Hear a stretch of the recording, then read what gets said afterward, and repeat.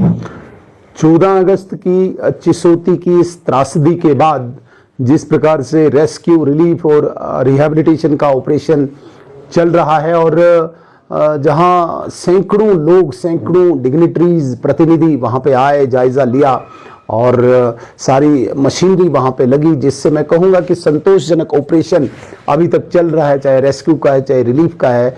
लेकिन रिहैबिलिटेशन की जहां पे बात है, जिसमें मैं कहता हूं कि आदरणीय प्रधानमंत्री जी बहुत ही चिंतित हैं इस त्रासदी के बाद। और आज 24 अगस्त को आदरणीय राजनाथ सिंह जी, जो हमारे रक्षा मंत्री हैं, इन्होंने आज प्रभावित क्षेत्र का दौरा करना था और जम्मू से आगे आने के लिए उन्हें, चूंकि आज भारी बारिश का सामना करना पड़ा और हेलीकॉप्टर उड़ न पाने की वजह से उन्हें जम्मू ही रुकना पड़ा।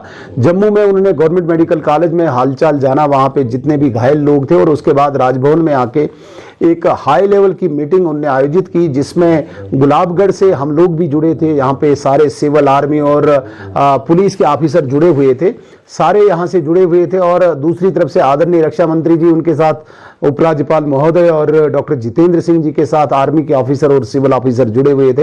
एक बहुत ही कंप्रिहेंसिव, जिसे व्यापक तौर पे चर्चा हुई इस त्रासदी के बारे में। डिविजनल कमिश्नर ने पावर पॉइंट प्रेजेंटेशन रखी, रेस्क्यू की बात की, रिलीफ जो बांटा है उसकी बात की, फर्दर रिहैबिलिटेशन की बात की। उसके बाद चूंकि मैंने भी जानकारी देनी थी, तो मैंने सारे इस त्रासदी की, इस आपदा की, इस डिजास्टर की जानकारी आदरणीय रक्षा मंत्री जी के सामने रखी और बिल्कुल ही संतोषजनक ऑपरेशन जो चला उसकी सारी जानकारी दी। लेकिन इमीडिएट जो हमारी डिमांड्स थी, जिस पर भारतीय जनता पार्टी पाडर ने भी कल एक मेमोरेंडम तैयार किया था, हमारे मंडल अध्यक्ष आदरणीय अर्पण राणा जी, हमारे डीडीसी के हमारे काउंसलर हरिकृष्ण जी और जितने भी प्रमुख लोग थे, डिमांड्स भी चिसोती के लिए काफ़ी रखी थी। जैसे नाला को दोनों तरफ से प्रोटेक्शन वर्क हमने करना है, ऊपर से वर्टिकली उसको कोई आरसीसी कंक्रीट वाल आनी चाहिए, फर्दर कोई इस प्रकार की घटना न घटे।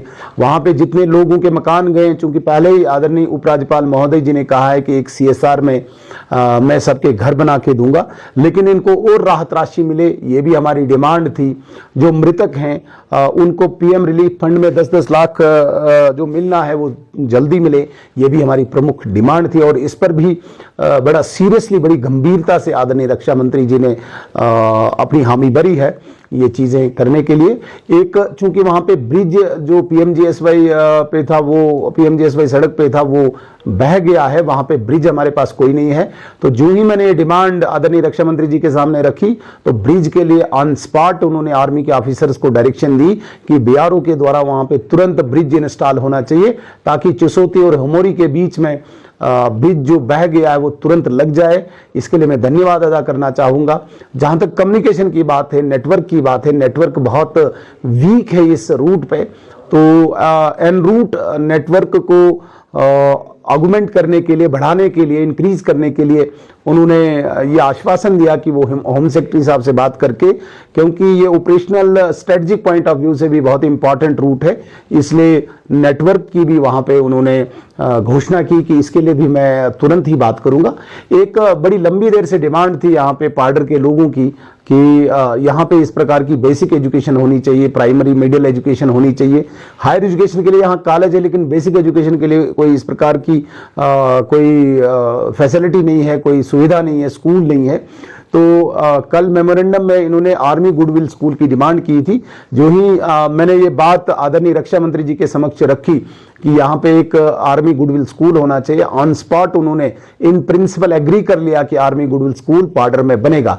ये एक बहुत बड़ी उपलब्धि है, ये एक बहुत बड़ी अचीवमेंट है पाडर के लोगों के लिए। चूंकि त्रासदी से ये जूझ रहे हैं पाडर के लोग, लेकिन थोड़ा सा इनको ये इस चीज से थोड़ी सी संतुष्टि होगी कि आने वाली पीढ़ी यहाँ पे पढ़े। इसके लिए आर्मी गुडविल स्कूल, जो आर्मी गुडविल स्कूल खुद आर्मी रन करती है, चाहे स्ट्रक्चर हो, फैसिलिटी हो, फैकल्टी हो, और एक लेवल तक लाने के बाद वो हैंडओवर करती है किसी ऑर्गेनाइजेशन को, जैसे केंद्रीय विद्यालय संगठन को है। तो मैं मानता हूं कि आर्मी गुडविल स्कूल जो आदरणीय राजनाथ सिंह जी ने, जिसके लिए आज अपनी तरफ से मैं कहूंगा कि इन प्रिंसिपल ऑन स्पॉट उन्होंने एग्री कर लिया है, जो बनेगा भी, इसके लिए मैं धन्यवाद करूंगा आदरणीय राजनाथ सिंह जी का।